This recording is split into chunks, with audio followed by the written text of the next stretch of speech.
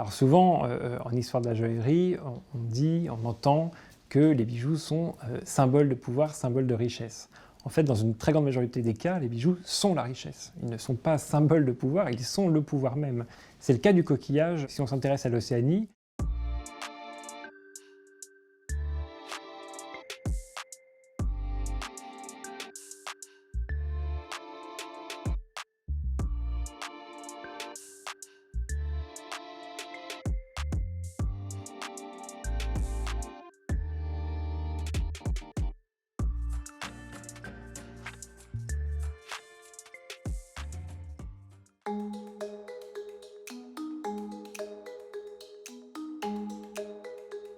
L'Océanie, c'est vraiment gigantesque, plus de 25 000 îles. on parle de Polynésie lorsqu'il y a plusieurs îles, de Micronésie lorsqu'il y a des petites îles. Et la mer est une ressource extrêmement importante. En fait, on va avoir toute une sorte de coquillages qui s'appellent donc les coris, qui vont être utilisés comme monnaie. Étant donné la valeur des coquillages, on va les retrouver assemblés, mis en valeur aussi par différents savoir-faire, presque sertis ou insérés dans des ensembles plus larges, que ce soit des pendentifs, que ce soit des bijoux à part entière.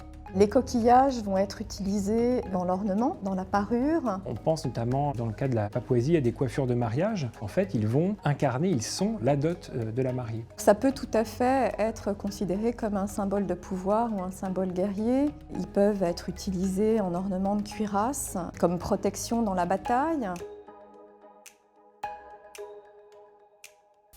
On va retrouver le cori doré chez ce qu'on appelle les big men. En fait, c'est vraiment le stade supérieur, si je puis dire, dans l'échelle sociale océanienne, puisqu'en fait, on va retrouver des big men dans différentes cultures. Donc, ce bijou cori doré va symboliser ce statut. On peut utiliser des combinaisons de coquillages de différentes natures, de différentes formes, dans le cadre de la célébration d'un deuil.